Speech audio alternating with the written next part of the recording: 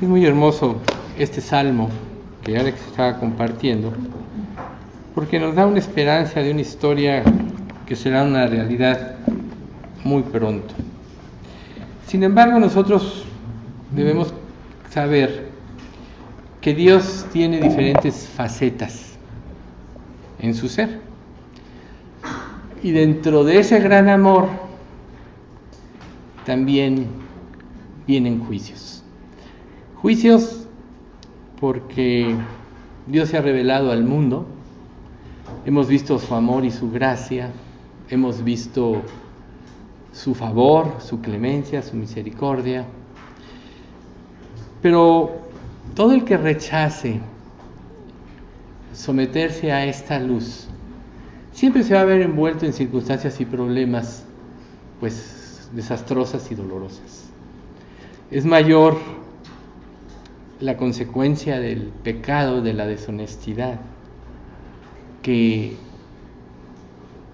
es más lejana, más dolorosa que aceptar la gracia y someter la vida a Dios. En su gracia es muy fácil.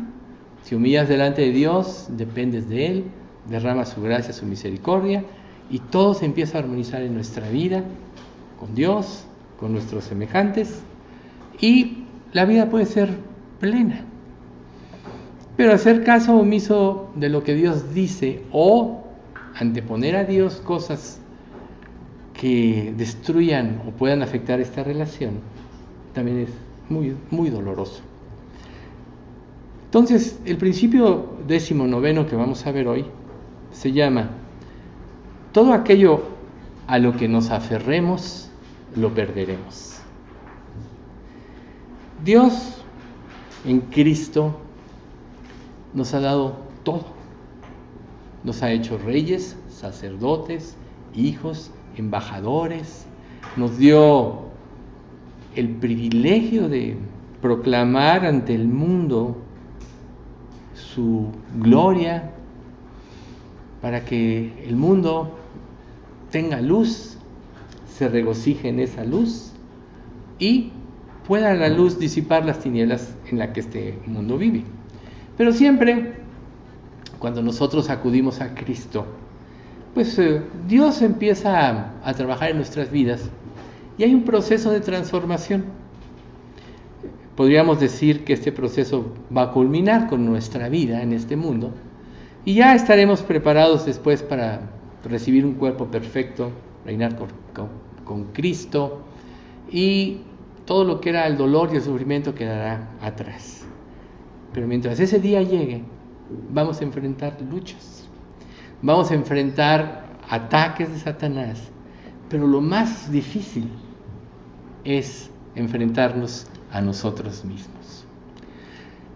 Cuando un creyente logra enfrentarse a sí mismo y va con Dios en honestidad, Dios siempre lo ayuda a salir adelante. ¿Por qué? Porque Dios es amor, porque Dios sabe, como decíamos la vez pasada, los efectos letales del pecado. Y si hay alguien que odia más el pecado que nadie, es Dios, porque sabe lo que le ha causado a la humanidad. Recordemos un poquito de lo que vimos la vez pasada. Adán y Eva tenían todo, no tenían que trabajar, tenían una relación con Dios abierta cada día de sus vidas. Dios se presentaba en el huerto y platicaba con ellos. Pero ¿qué pasó cuando ellos desobedecieron? Perdieron todos esos privilegios. ¿Por qué? Porque perdieron su comunión con Dios, tuvieron temor que nunca habían experimentado, se sintieron desnudos que nunca habían sabido qué era eso, se justificaron, ¿no? Lo que habíamos dicho. Pero Dios pues tuvo que hacer una sentencia a esto. Entonces dijo: con el sudor de tu frente comerás el pan de cada día, y la mujer dará luz con dolor en sus preñeces. Y nosotros vemos cómo pues el resultado no se dejó ver en forma inmediata, y cómo Caín mató a Abel. Entonces, imagínense ustedes lo que deben haber sufrido Adán y Eva cuando uno de sus dos hijos mata al otro. O sea, la Biblia no nos habla de esto, pero digo, ya que tú tengas hijos y que uno mate al otro, debe ser algo espantoso. Entonces, seguramente ellos muchas veces vieron y sufrieron y se lamentaron de haber desobedecido a Dios. Entonces, cuando Dios nos llama, hace rato que Alberto pidió en la oración de todos los llamados, pues sí, el libro de Hechos se cansa de decir que oyeron los que estaban predestinados para vida eterna. O sea, Dios llama a las personas a que vengan a Él y las llama para liberarlas de la esclavitud del pecado. Entonces, cuando una persona es llamada, pasan dos cosas. Sin entregarle su vida y su voluntad a Dios, arrepintiendo de sus pecados y creyendo en la provisión de Dios, que es Jesucristo, pues no va a experimentar nada, solo va a ser un acto religioso y así seguirá su vida sin ser transformado.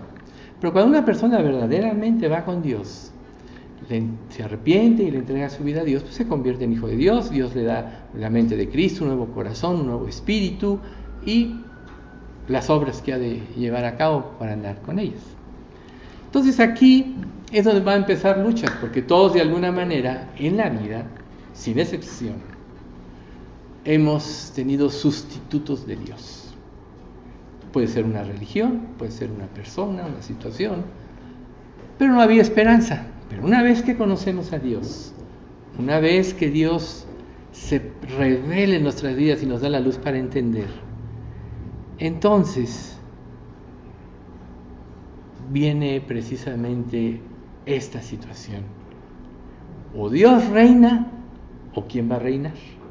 Recuerden ustedes, Dios merece tener el primer lugar en nuestra vida, porque nos lo dio todo.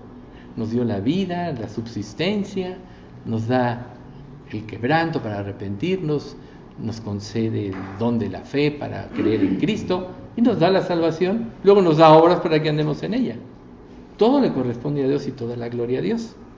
Pero ¿qué se va a interponer entre esto y nosotros? Los sustitutos de Dios, que es lo que se llaman ídolos. Lo que destruye la relación con Dios, lo que nos hace retar a Dios. Y entonces, pues Dios tiene que decir, como dijo Jesús, todo el que quiera venir en pos de mí, tome su cruz cada día y sígame. Pues el que quiera salvar su vida la perderá, pero el que la pierda por causa de mí y del Evangelio, la hallará. Tomar su cruz es precisamente tener una actitud de obediencia a Dios y renunciar a todo aquello que Dios nos muestra que tenemos que renunciar. Entonces, aquí es donde nosotros tenemos que empezar a hacernos ciertas preguntas. ¿Existe algo sin lo cual tú puedas vivir? Obviamente, cuando venimos a Dios, pues Dios debe ser nuestro gozo, el motivo de vida, el motivo de nuestras acciones, etc. Pero ¿existe algo que no puedas abandonar, que te estorbe en esa relación con Dios? ¿Algo cuya pérdida destruiría tu vida por completo? ¿Sí? ¿Acaso es más importante para ti cualesquiera de estas situaciones que Dios mismo? Entonces, ahí es donde tú tienes que empezar a evaluar, para que tú te ubiques en realmente dónde estás y qué es lo que eres. ¿Qué es más importante para ti? Si Dios es lo más importante, no vas a tener ningún problema en dejar cualquier cosa en tu vida que se oponga o que obstruya tu relación con Dios. No va a haber ningún problema en que lo hagas, ¿sí? Entonces, tú tienes que analizar tu vida. Y de lo cual, pues, va a ser imperativo que tú determines cuánto control puedes estar ejerciendo en tu vida, algo que te impide darle el lugar correcto a Dios, el primer lugar en tu vida, ¿sí? ¿Por qué? Porque cualquier cosa que te pueda separar de Dios es contraproducente y sumamente peligrosa. ¿Por qué veniste a Dios? Te pregunta ahí. La mayoría venimos a Dios, cuando venimos honestamente, porque de alguna manera estamos hastiados de la vida que llevábamos, de la vida de pecado, del mundo que nos lleno de injusticia que nos rodeaba, pero de nosotros mismos. Recuerden a Job, de oídas te había oído, mas ahora mis ojos te ven, por tanto me aborrezco y me arrepiento en polvo y ceniza. Entonces, si algo te está separando de Dios, es peligroso, porque tú vas a perder todos los beneficios. Dios ya nos dio todo en Jesucristo, dice la palabra de Dios, porque de tal manera amó Dios al mundo que ha dado a su Hijo unigénito, para que todo aquel que en Él cree no se pierda, mas tenga vida eterna. Pero casi siempre nos paramos ahí. Pero el siguiente versículo, el 17, dice, pues no envió Dios a su Hijo al mundo para condenarlo, sino para que sea salvo por Él. El que en Él cree no es condenado, pero el que no cree ya ha sido condenado, porque no ha creído en el nombre del unigénito Hijo de Dios. Y esta es la condenación, que la luz vino al mundo y los hombres amaron más las tinieblas que la luz, porque sus obras eran malas. De donde nosotros podemos determinar que si realmente no has creído, si no le has entregado a Dios completamente tu vida sin reserva, estás condenado. En el que en Él cree, ya está condenado. El que no cree, no es condenado. Y en el que no cree, ya ha sido condenado. Porque la luz vino y la rechazaste. Has amado más las tinieblas de la luz. Entonces es peligroso, porque tú estás arriesgando tu eternidad. ¿Ustedes creen que Dios no es celoso de lo que hizo? ¿No es celoso de su Hijo Jesucristo? Que por amor a la humanidad, prefirió dar a su Hijo antes que la humanidad se perdiera en el infierno.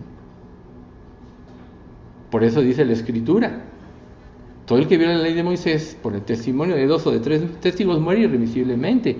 ¿Cuánto mayor castigo pensáis que merecerá el que pisoteare al Hijo de Dios y tuviere por inmunda la sangre del pacto en la cual fue santificado e hiciera afrenta al Espíritu de gracia? ¿Qué significa hacer afrenta al Espíritu de gracia? Que es el Espíritu Santo, el que nos revela a Jesucristo para que nos convirtamos, y al rechazarlo le estamos causando la más grande ofensa a Dios. Entonces vean cómo con esto nosotros podemos arriesgar mucho si no lo tomamos con la debida seriedad que debe de tomarse. ¿Por qué? Hazte una pregunta. Dios nos ha dejado el libre albedrío. Tú decides si lees la Biblia o no, tú decides si obedeces o no, tú decides si haces bien el mal o no. Pero ¿qué reacción tendrías tú si hoy Dios te pidiera todo lo que tienes? ¿Qué reacción tendrías? De acuerdo a la reacción, es el grado de adherencia que tú tienes a las cosas de esta vida y que pueden estar representando un ídolo en ti. Entonces, si la idea de dejarlo nos produce ansiedad, una sensación de temor, de inutilidad, pues quiere decir que hay algo, hay una fuerza en nuestra vida que no es la del Espíritu Santo, que está siendo mayor, está ejerciendo mayor influencia en nosotros que Dios. Y esa es la que tenemos que destruir.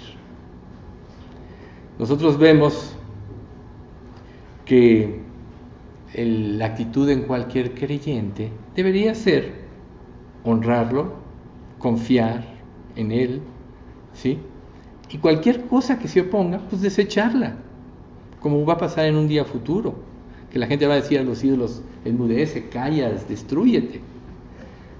Por lo que podemos deducir que aquella fuerza que ejerce presión para que tú no le entregues en plenitud a Dios tu vida, en obediencia y en amor, esa fuerza está siendo mayor que Dios, está teniendo una influencia mayor que lo que puede tener la palabra.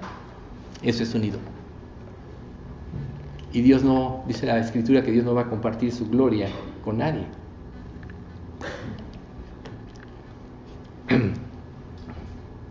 Fíjense lo que dice Dios en la Escritura: no tengas ningún otro Dios aparte de mí.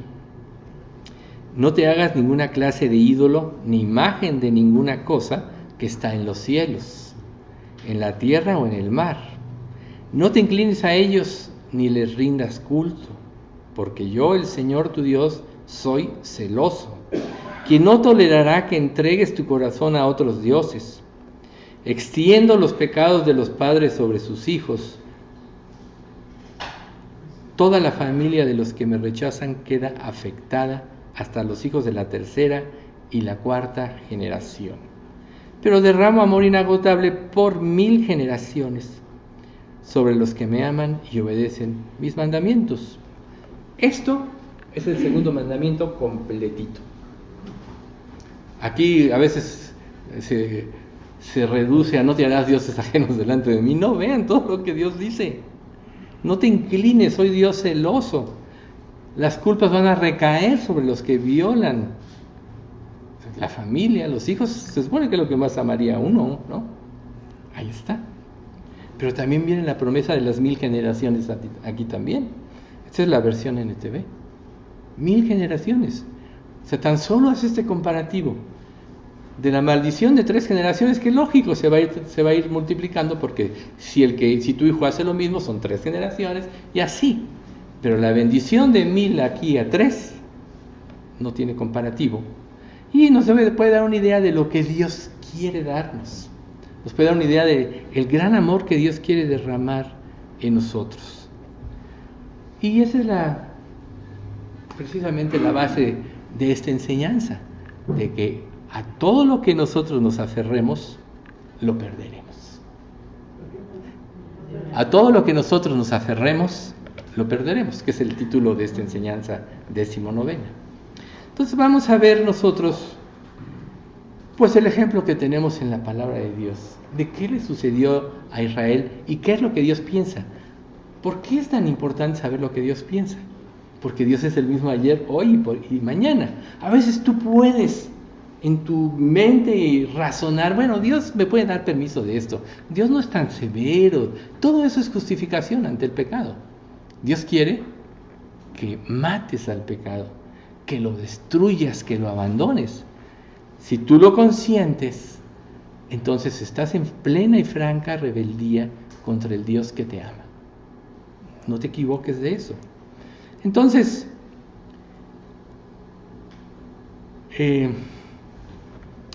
si tú buscas encontrar aceptación, éxito, seguridad ante otras personas, en cualquier cosa que sea aparte de Dios, te esperan serios problemas hacia el futuro.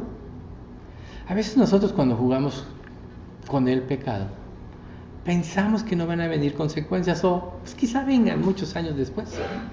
Pero una cosa yo te digo, seguramente vendrán consecuencias a todas esas cosas que tú estás haciendo mal hoy en día. Como hijo de Dios, ya has sido perdonado. Pero Dios pone en especial atención a sus hijos, porque dice la Escritura, Dios al que ama disciplina y azota a todo el que recibe por hijo. Porque Él juró por sí mismo que cambiaríamos. Cuando dentro de vosotros mi espíritu, y haré que andéis en mis estatutos, guardéis mis preceptos y los pongáis por obra. Entonces, vamos a ver un ejemplo de cómo Dios, Amós, que hay un libro de Amós de los profetas menores del Antiguo Testamento, Dios le hizo una gran encomienda. Este hombre era un agricultor de Judá, y Dios le dijo, ve y predica a Israel que está viviendo y ha caído en idolatría. Este hombre ni siquiera era profeta, era agricultor. Otras versiones dicen, soy boyero, ¿no? Pero ¿saben una cosa? Dios le dijo, ve y haz esto, y lo hizo. Entonces miren cómo empieza. El Señor dice, los habitantes de Israel han acumulado maldad sobre maldad, así que no les dejaré sin castigo.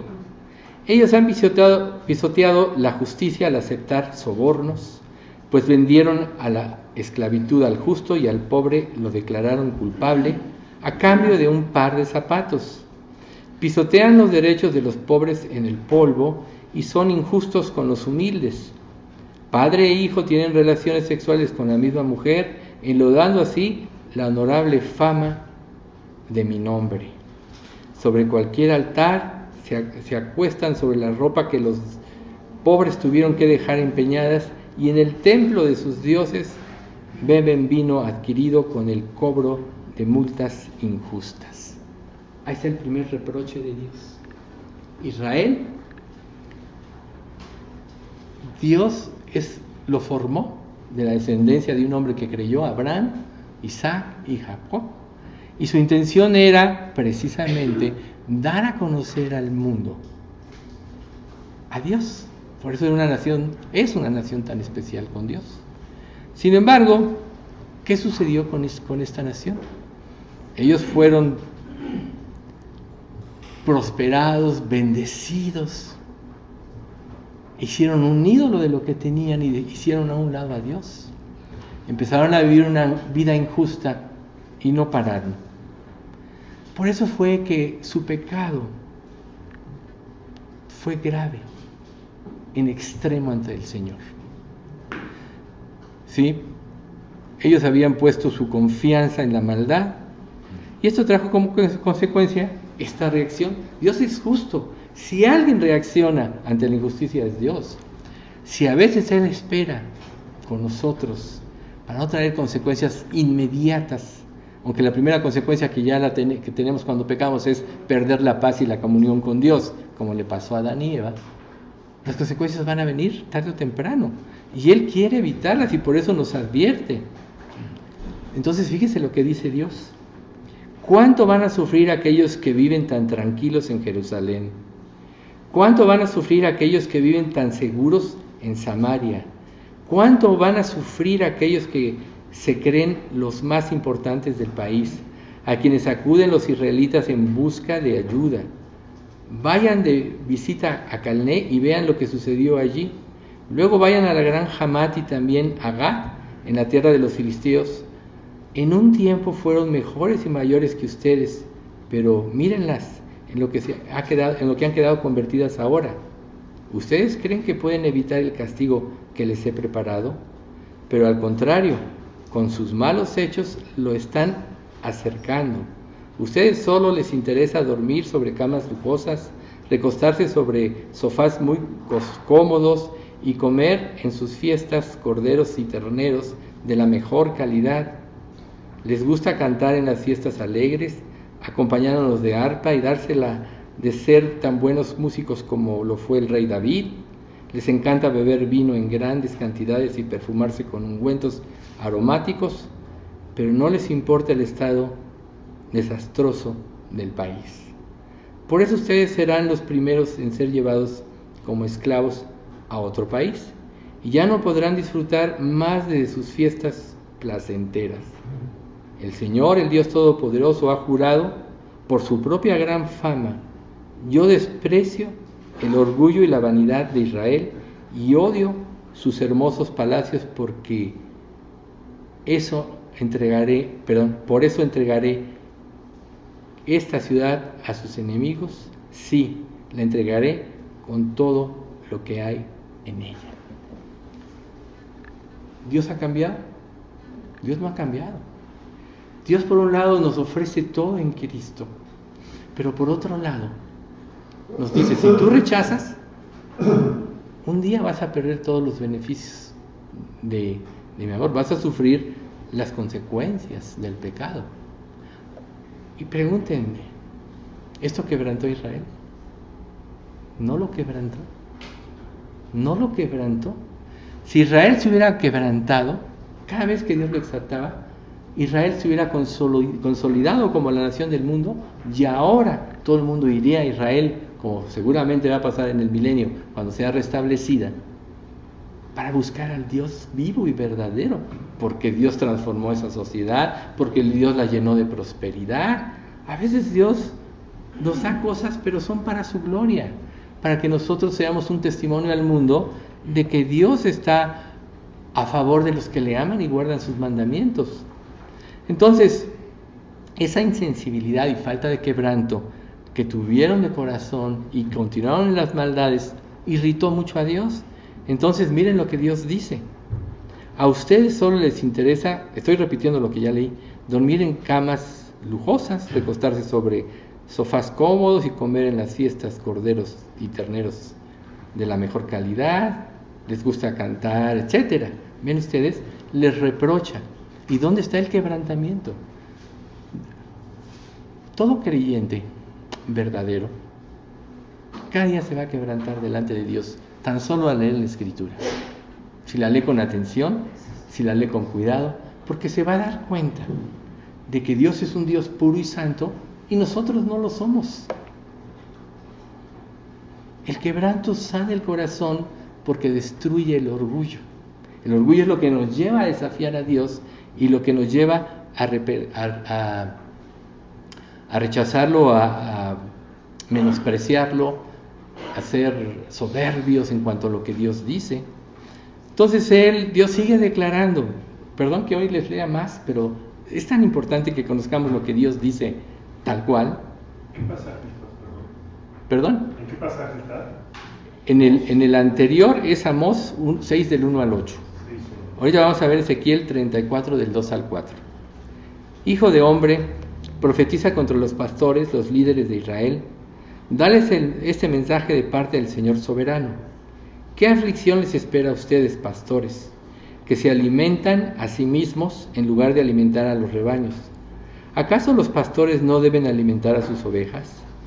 Ustedes beben la leche, se visten con lana y matan a los mejores animales, pero dejan que sus rebaños pasen hambre. No han cuidado de las débiles, no se han ocupado de las enfermas, ni han vendado las heridas. No salieron a buscar a las descarriadas y perdidas, en cambio, las gobernaron con mano dura y crueldad.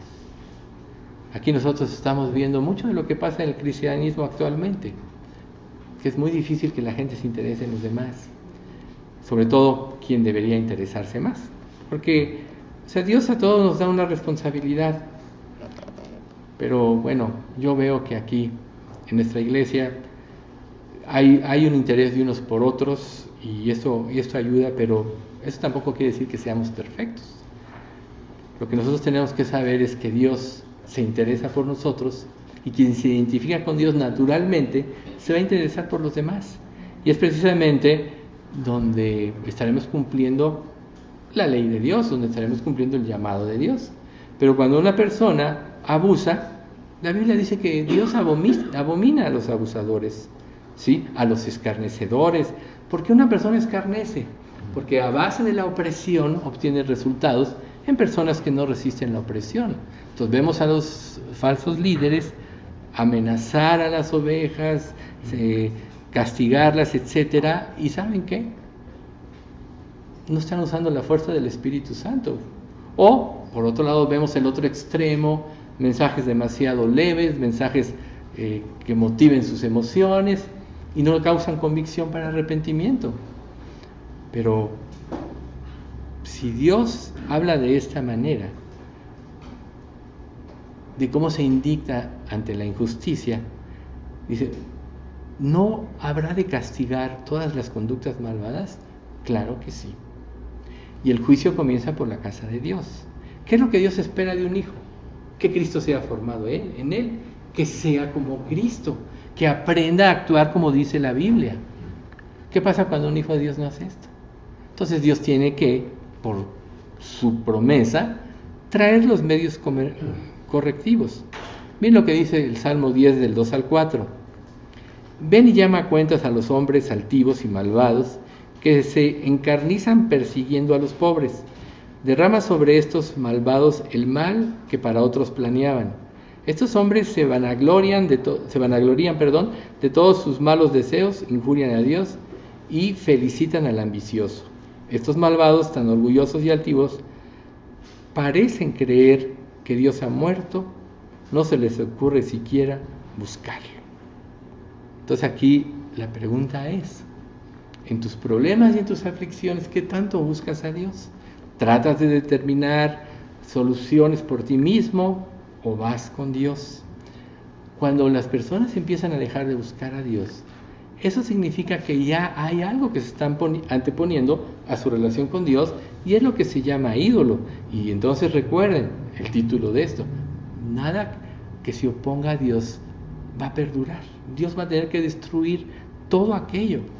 Mientras más grande es la rebeldía, más grande es el juicio. Mientras más grande es la paciencia de Dios, cuando se agota, más grande es el castigo. ¿Por qué? Porque mientras más pasa el tiempo sin que un creyente se arrepienta, más va acumulando la ira de Dios, es lógico. Entonces todos deberíamos de quebrantarnos en el momento en que Dios nos hace ver algo. Todos deberíamos de quebrantarnos en el momento en que Dios nos muestra que nuestra vida está en una situación pobre en cuanto a nuestra relación con Él.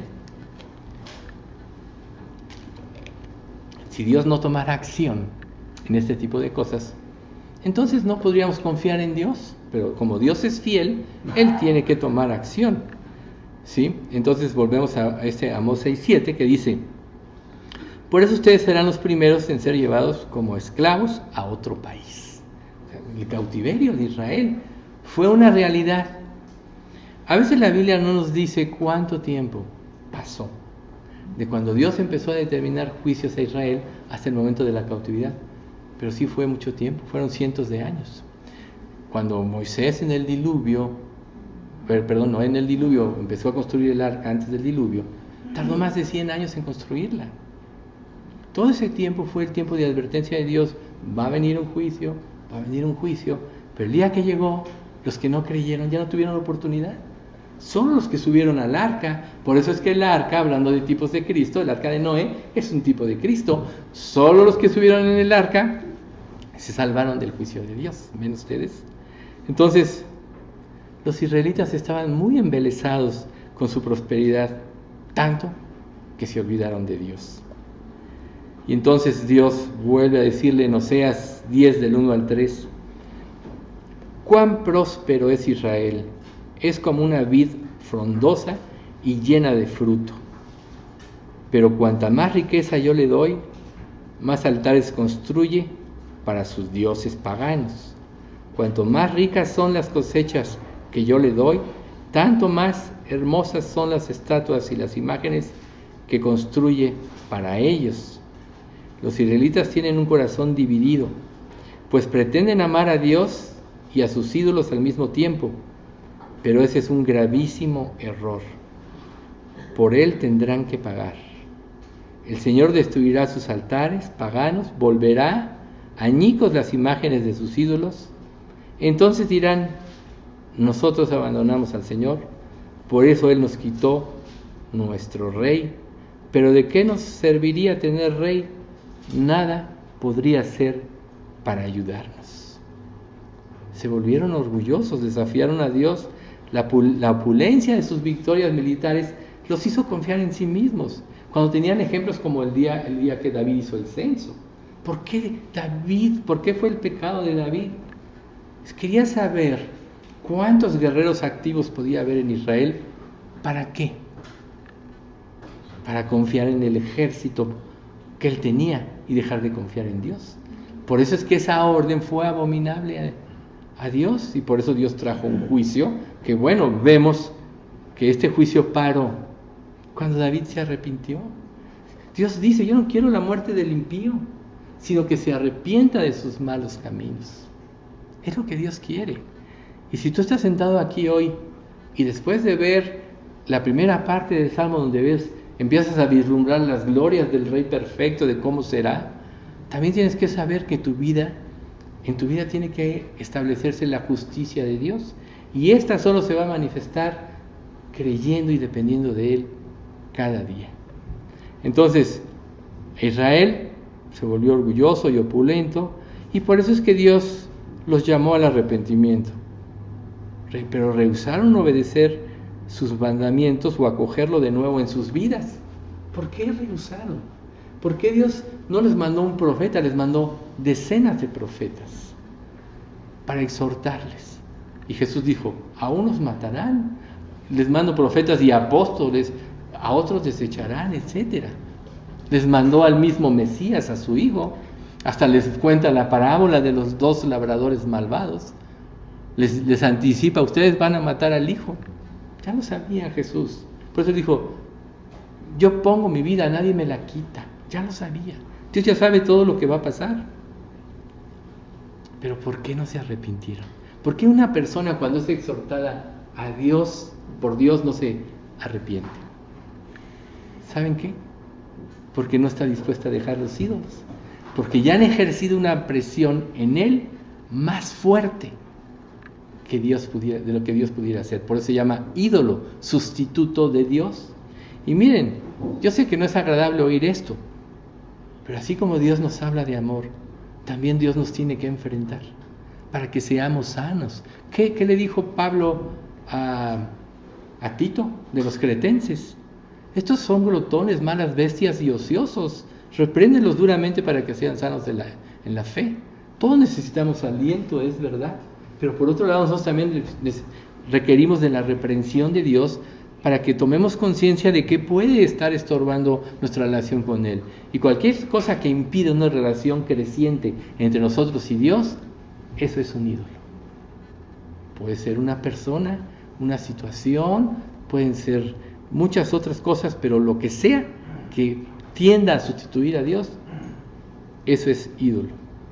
Entonces, cuando una persona no está dispuesta a renunciar a aquello que lo separa de Dios, quiere decir que ya ganó el ídolo.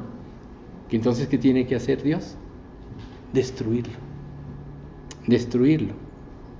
Entonces, Israel le costó muy caro. Porque veamos, ¿cuál fue la promesa desde Abraham? A ti te daré esta tierra, donde estás. A Isaac, te daré esta tierra de Canaán. Jacob, te daré esta tierra de Canaán. Se fueron a Egipto, pero ¿cuál era la promesa? A tu descendencia le daré la tierra de Canaán. Y esa tierra de Canaán, que llegó a ser la bendición, recuerden, cuando van los 2 espías que traen de regreso el fruto que ellos recogen, cortan un racimo de uvas que tuvieron que llevar entre 2 o 3 del tipo de uvas que eran. Una tierra, como bien decía la Escritura, que fluye leche y miel. Ahora que Dios restituyó a Israel, han hecho florecer los desiertos, los viñedos, todo está haciendo de tal prosperidad y de tanta calidad que ahora todos desean esa tierra que en un tiempo menospreciaron, que en el tiempo del juicio de Dios, pues llegó a ser un desierto. Entonces, ¿qué le costó a Israel? Dios les dio esa tierra y las riquezas que produjo se convirtió en un ídolo, desafiaron a Dios y ¿qué hizo Dios? Se las quitó. En 2 de Reyes 17, del 16 al 20, dice: desobedecieron todos los mandamientos del Señor su Dios, e hicieron 2 becerros de oro fundido, hicieron ídolos abominables y vergonzosos y adoraron a Baal y a todos los astros del cielo. Llegaron aún a sacrificar en el fuego a sus propios hijos e hijas como ofrenda a sus dioses. Consultaron a divinos, practicaron la magia y se vendieron a sí mismos al mal. Por eso el Señor se enojó con ellos. Tanto fue el enojo del Señor contra los israelitas que dejó que se los llevaran lejos de su tierra. Tan solo dejó a la tribu de Judá, pero ni aun los de Judá obedecieron los mandamientos del Señor, su Dios, sino que anduvieron en las malas costumbres que Israel había introducido. Entonces el Señor desechó a todos los descendientes de Jacob, los castigó, entregándolos en manos de sus enemigos, y dejó que fueran llevados lejos de su tierra cautivos. El miércoles decía yo que la mayoría de las personas se concentraron en la descendencia de Judá porque era el Mesías, Jesucristo. Pero ¿y las otras tribus? Y hace rato que Alex decía de las ovejas de lana en Inglaterra, se supone que ahí es donde llegaron descendientes de la tribu de José, por consecuencia Estados Unidos. O sea, están dispersos en todo el mundo. La bendición que Dios da en el libro de Deuteronomio a José, el príncipe de sus hermanos, es una gran bendición que no se pierde. Entonces, donde ellos fueron, prosperaron por la bendición de Dios, pero ya no tuvieron su tierra. Dios los va a restablecer. El día que los restablezca, quién sabe si muchos de nosotros seamos descendientes de esos judíos. Ya ni lo sabemos al cabo de los años. Pero ¿saben una cosa? Eso no es lo importante. Lo importante es que ellos fueron dispersos porque no escucharon, porque Dios se cansó de hablarles y de decirles. Entonces, es como cuando tú vienes a un estudio. Dios te puede revelar cosas en las que estás mal. Y si tú sales y dices, no, yo voy a seguir viviendo de la misma manera, entonces, ¿qué estás actuando contra Dios? Con soberbia. Tú dices esto, pero yo voy a seguir mis propios caminos. Ese es un ídolo, esa es una soberbia que ustedes creen que Dios, que busca tu arrepentimiento para bendecirte, si no lo haces, ¿no va a traer un juicio sobre tu vida? Claro que sí. Todo lo que hacemos trae una consecuencia. Lo único que puede causarnos, darnos el perdón de Dios es el arrepentimiento y fe en Jesús. Pero muchas veces, aunque ya nos arrepintamos, vamos a sufrir consecuencias de los tiempos de nuestra rebeldía. Por tanto, si nosotros no fuéramos rebeldes, sería mejor porque no habría consecuencias. Como dice 1 Corintios 11:31, si nos examinásemos a nosotros mismos, no seríamos juzgados. ¡Qué necesidad! Por eso Dios nos advierte, por eso Dios le advirtió a Israel, acuérdense, porque no quiero la muerte del impío, sino que el impío se arrepienta de sus malos caminos. Pero si no se arrepiente, entonces Dios tiene que actuar. Entonces, Dios le dio al pueblo de Israel suficientes amonestaciones, pero lo rechazaron por el grado de dureza de su corazón. Entonces tú pregúntate, ¿qué tan duro está tu corazón? A causa de desobediencia y rebeldía. Porque si Dios te dice, no hagas esto y lo haces, ¿qué le podríamos llamar a eso? Rebeldía, desobediencia y rebeldía. Entonces, quiere decir que tienes un Dios que no es el Dios creador. Se llama ídolo, Baal. Baal significa Señor. Y sigue siendo adorado en este mundo. Todos los musulmanes adoran a ese Dios falso, Baal, aunque ahora le llamen de otra manera. Y todos los dioses representan de las naciones, los falsos dioses, son Baal. ¿Por qué? Porque tratan de tomar el lugar de Dios. ¿Sobre qué? Sobre injusticia, sobre asesinatos y todo eso. Tú puedes verlo. Entonces, Dios quiere que nosotros no ignoremos las amonestaciones que Él nos da. Dios siempre habla a sus hijos, pero nosotros no siempre estamos dispuestos a oír. ¿Qué tan dispuesto estás a oír? ¿Qué tan dispuesto estás a obedecer lo que Dios te muestra? Tú puedes decir, bueno, lo voy a hacer después. No hay después. Porque si alguien te dice, oye, te vas a caer a un desfiladero, no des un paso más. Después te hago caso, te caes al desfiladero. Así como dice, por eso pusimos el segundo mandamiento de Deuteronomio, capítulo 5, que vienen consecuencias cuando tú no escuchas, y las consecuencias siempre se transfieren hacia los demás. Entonces, debemos examinar nuestras vidas, debemos de ver qué tanto es lo que amamos a Dios, qué tanto es el deseo que tenemos de estar con Él, qué tanto significa Él para nosotros. Y si vemos que hay situaciones en nuestro corazón que estorben, quiere decir que hay ídolos que tenemos que destruir. Muchos lo sabemos perfectamente bien. Todos sabemos exactamente qué es lo que nos pasa. A veces Dios nos ayuda a que lo entendamos mejor, como en un estudio como este. Como reitero, no es grato hablar de rebeldía, no es grato hablar de consecuencias de pecado. Es más bonito hablar del amor de Dios y que todo lo perdona. Pero ¿cuál fue el costo del perdón? Dar a su Hijo. ¿Ustedes creen que Dios no es más celoso que nadie de esto? Claro que sí. Entonces, el problema de la dureza del corazón es que produce rebelión. No te puedes quedar estático. Jesús decía, ninguno puede servir a dos señores, porque o amará al uno y estimará al otro, o menospreciará al uno y o estimará a uno y menospreciará al otro. No puedes servir a Dios y a un ídolo. Aquí dice, no puedes servir a Dios y a las riquezas. O sirves a Dios o no lo sirves.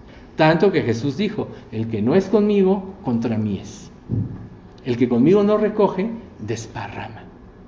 Entonces, ¿cuántos de nosotros ahorita, si nos ponemos a meditar, o sea, aquí este estudio es la enseñanza que venía y es lo que Dios quiere exhortarnos ahora. Y lo quiere para que pongamos atención, para que meditemos cada uno. No pienses, fulanito es así y él se lo merece. No, fulanito está viviendo mal. No. Eres tú y Dios. Eres tú y Dios. Aquí no se está diciendo nada por nadie. Es Dios quien trajo este mensaje el día de hoy para que tú tomes conciencia. Entonces, miren lo que dice Segunda de Reyes 17, 14 al 17. Dice: sin embargo, los israelitas no quisieron escuchar. Fueron tan tercos como sus antepasados, quienes se negaron a creer en el Señor su Dios. Rechazaron sus decretos y el pacto que Él había hecho con sus antepasados, y despreciaron todas sus advertencias. Rindieron culto a ídolos inútiles, por lo cual ellos mismos se volvieron inútiles. Siguieron el ejemplo de las naciones vecinas, desobedeciendo el mandato del Señor de no imitarlas.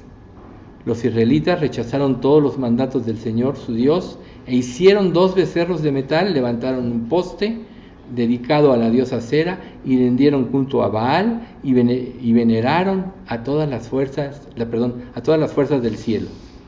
Hasta sacrificaron a sus hijos y a sus hijas en fuego. Consultaron con adivinos, practicaron la hechicería y se entregaron por completo al mal, con lo cual provocaron el enojo del Señor. ¿Qué prefieres? ¿El amor o el enojo?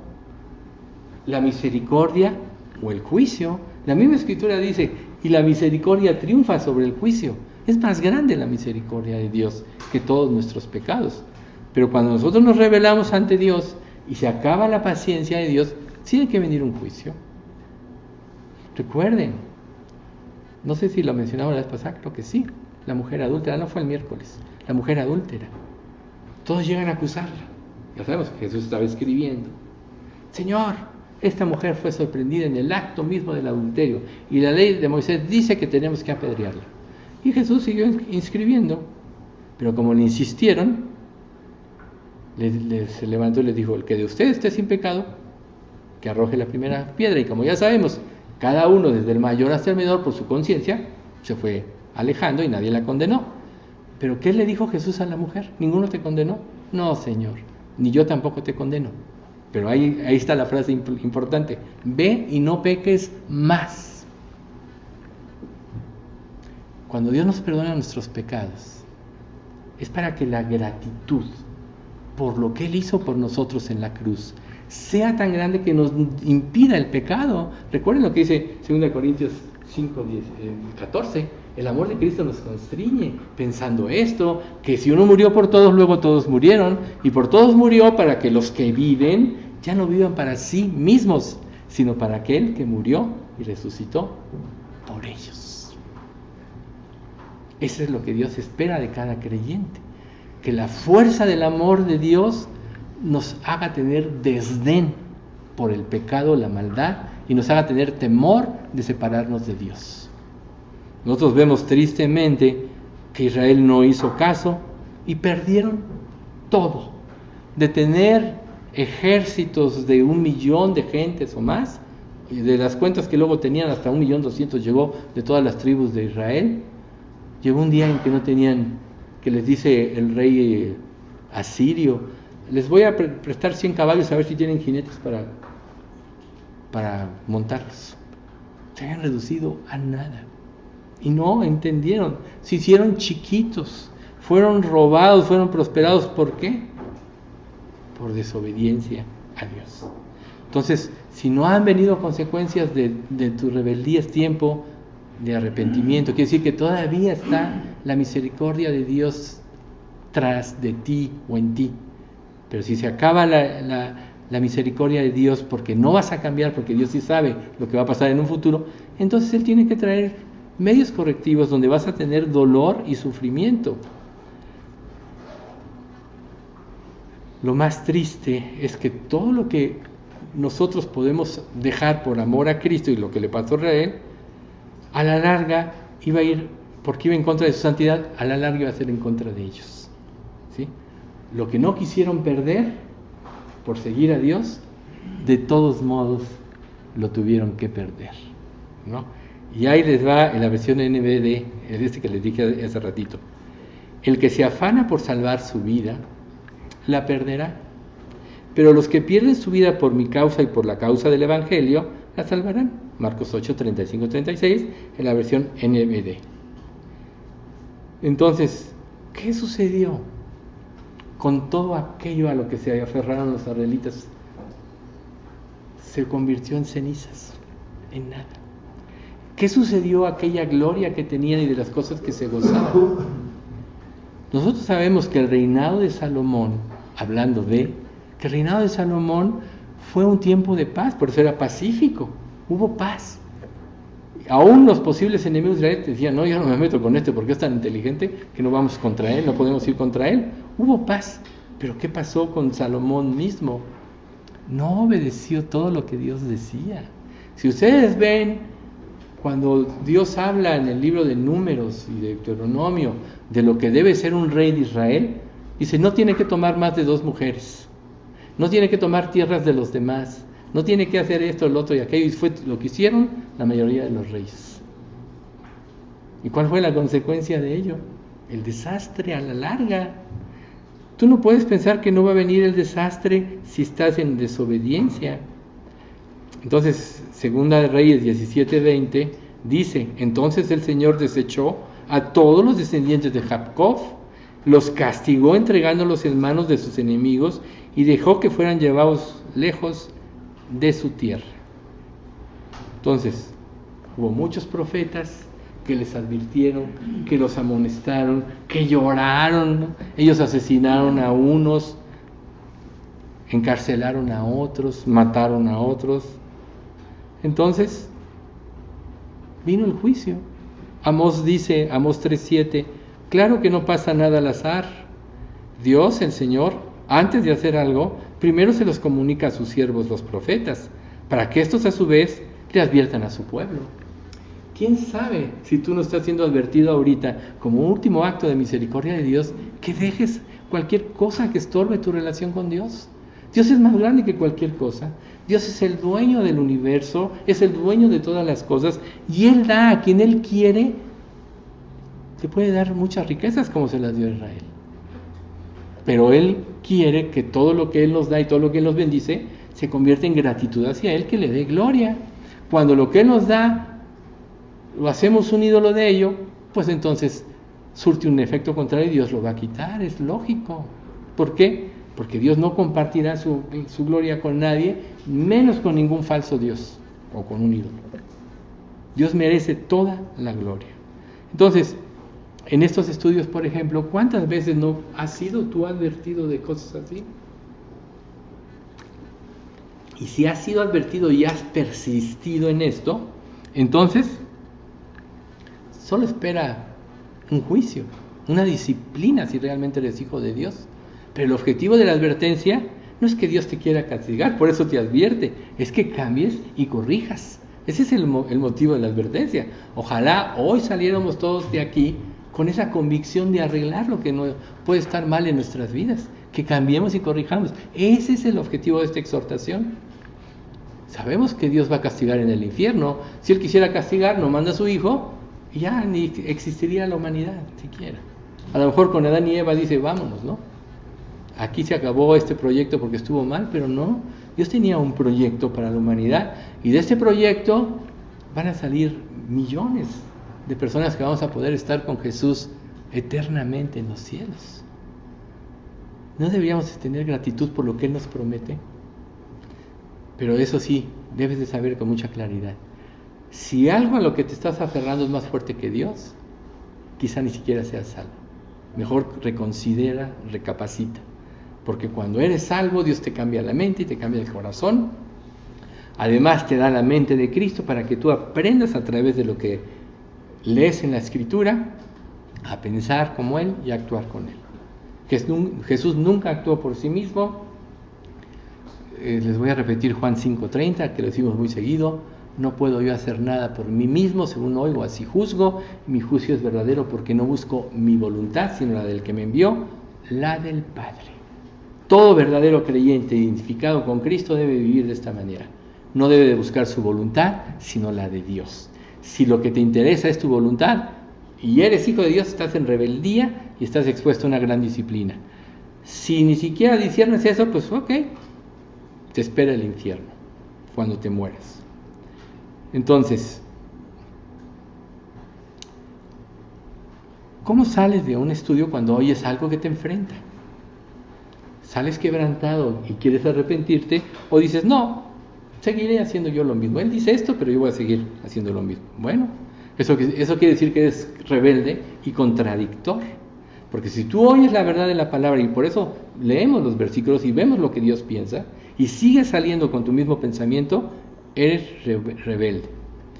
Pero recuerda, como estudiamos en el principio 10, Dios moverá cielo y tierra para mostrarnos su voluntad. La cuestión es, ¿la vas a recibir? ¿La vas a aceptar? Recibir y aceptar significa modificar tu vida de acuerdo a lo que Dios te está revelando. Si no te interesa, si es más grande lo que tú vives, quiere decir que ese es un ídolo que se antepone a Dios. Y si eres hijo de Dios, Dios acaba destruyéndolo, pero con dolor y sufrimiento. O meramente es lo que te llevará al infierno. Te identificarás con un falso Dios que a la larga es Satanás. Y que dijo Jesús de Satanás: vosotros sois de vuestro padre el diablo, y los deseos de vuestro padre queréis hacer. Él ha sido homicida desde el principio y no hay verdad en él. Cuando habla mentira, de suyo habla, porque es mentiroso y padre de mentira. Eso es lo que es todo ídolo, puesto por Satanás. Entonces, sin embargo, sean cual fueren las circunstancias, tú tienes una responsabilidad.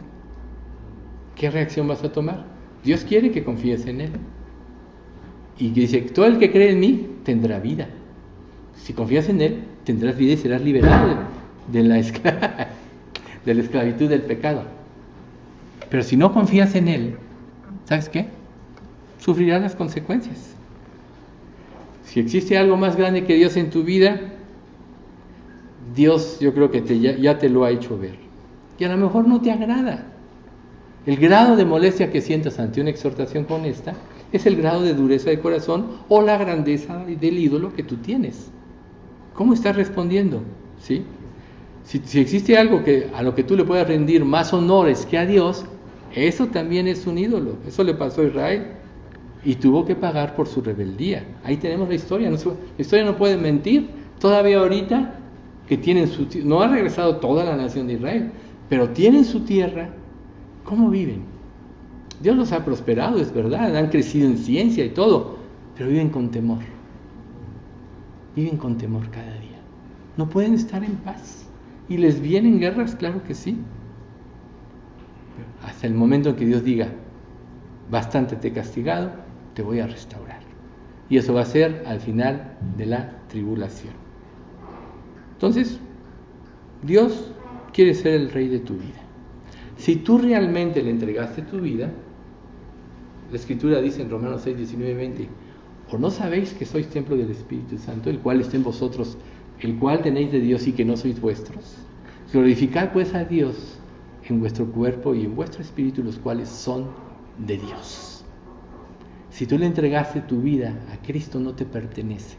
Si tú reclamas tu vida para vivir lo que tú quieres vivir, quiere decir que no se la entregaste realmente. Es ahí donde tienes que meditar. ¿El riesgo es para mí? No, el riesgo es para cada uno de nosotros. ¿Por qué? Porque arriesgas la eternidad. Yo más bien diría, recapacita. Entonces,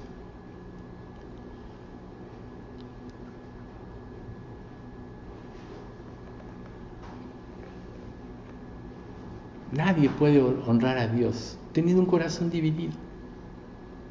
O eres o no eres, o estás o no estás. Por eso la ley es un todo, y el cumplimiento de la ley es el amor. Y el amor no le hace daño a su prójimo. Si tus acciones que estás teniendo le hacen daño a otro, ¿ya no andas bajo la ley? ¿Estás quebrantando la ley? Porque el amor no le hace daño a nadie. Porque el amor cubrirá multitud de pecados, cubrirá todas las faltas. ¿Sí? Y eso es lo que le dijo Josué a Israel. Cuando estaban entrando en la tierra prometida. Pero si te niegas a servir al Señor, elige hoy mismo a quién servirás. ¿Acaso optarás por los dioses que tus antepasados sirvieron del otro lado del Éufrates? ¿O preferirás a los dioses de los amorreos en cuya tierra ahora vives, que fueron derrotados? Pero en cuanto a mí y a mi familia, nosotros serviremos al Señor. Eso dijo Josué. Y lo cumplió. Pero ¿cuál fue el efecto de la vida de Josué? Siempre estaba sirviendo al Señor en el templo. El servidor de Moisés desde joven. Fue de los 2 espías que decidieron por Dios. Y luego, por su fidelidad, Dios le dio el privilegio de comandar a los ejércitos de Israel e introducirlos a la tierra prometida. Y fue fiel. Todo el tiempo fue fiel. Y cuando él ya va a morir, eso es lo que él exhorta a Israel. Nuestros padres y nuestros antepasados han servido siempre a dioses falsos. Y Dios les reclama: ¿acaso me ofreciste a mí sacrificios en ese tiempo en el desierto? Antes a Renfán, a Moloch y a no sé quién más. O sea, Dios mismo los exhorta. Entonces, la exhortación de este estudio es que renuncies a todo aquello que se puede interponer entre tú y Dios, porque arriesgas mucho. Si no lo haces, acabarás perdiendo más de lo que te imaginas.